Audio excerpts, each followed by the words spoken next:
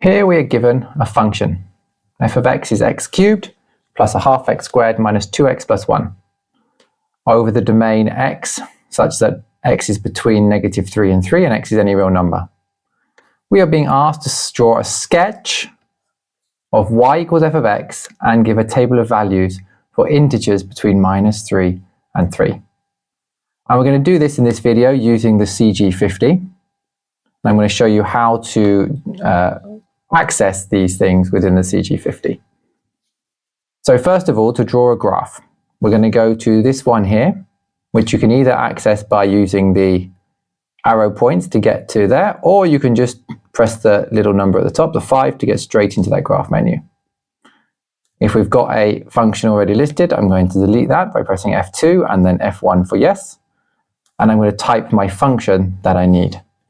Now this is the x value I have to use as a variable. So x to the power of 3. I'm going to come out of the power plus 1/2, come out of the fraction, x squared minus 2x plus 1.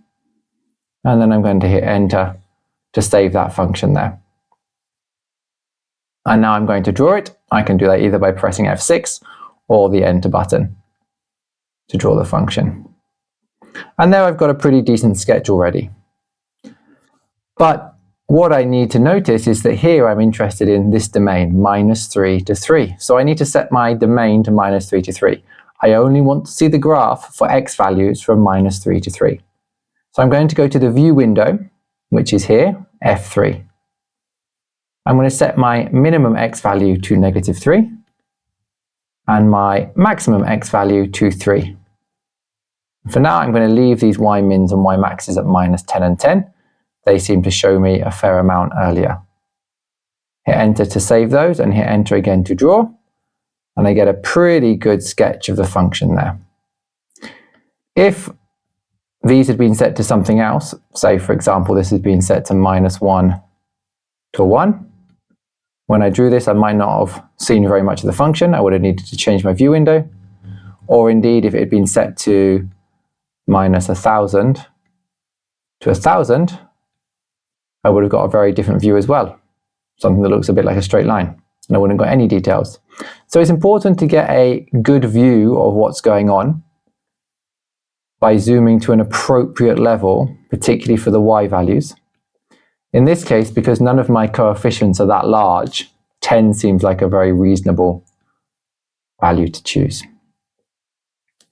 Now I'm going to draw a sketch of that. My sketch is a sketch, so it's going to be very quick. It's going to be going like that. It's going to be going from -3 up to 3 and making sure it's going in roughly the right places. It's going to come from the bottom, it's going to come up, it's going to come down and touch the curve there and then go back up like that, something like that. Just label these axes. That's my y-axis and that's my x-axis. So that would be how I could sketch that curve. Not a particularly smooth curve there. Maybe we'd try and improve that a little bit. Trying to match this as best as possible. Making sure we are going all the way from -3 up to 3. And now for the table of values. I'm going to show you how to find that on our calculator as well. So I'm going to go to the main menu. And this time I'm going to go to this one here, number 7, or use the arrows to get to table. Not too far, there's table. And you'll notice that the function I already put in is already here. It copies across. So all I need to do is my settings. I'm going to set, which is F5, where I want to start, which in this case is going to be at -3, where I want to finish, which is going to be at 3, and my step size, I'm interested in integers, so I want to go up in step size 1. Now when I draw the table, I get the x values, -3, -2, -1, 0, and if I scroll down, I'll keep getting the rest. And on the right-hand side, you'll see I get the y values. So my table of values from here, x and f of x,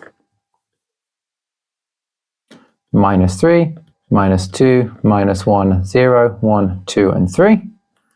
I got -15.5, -1, 2.5, 1. Scroll down a bit further so I can see the rest. 0.5, 7, and 26.5. Now it is worth noticing that here I'm getting decimals, but over here I can see the fraction 53 over 2, so if I wanted the fraction version, I could actually access that here as well. So that is how we can use the CG50 to sketch a graph and get a table of values.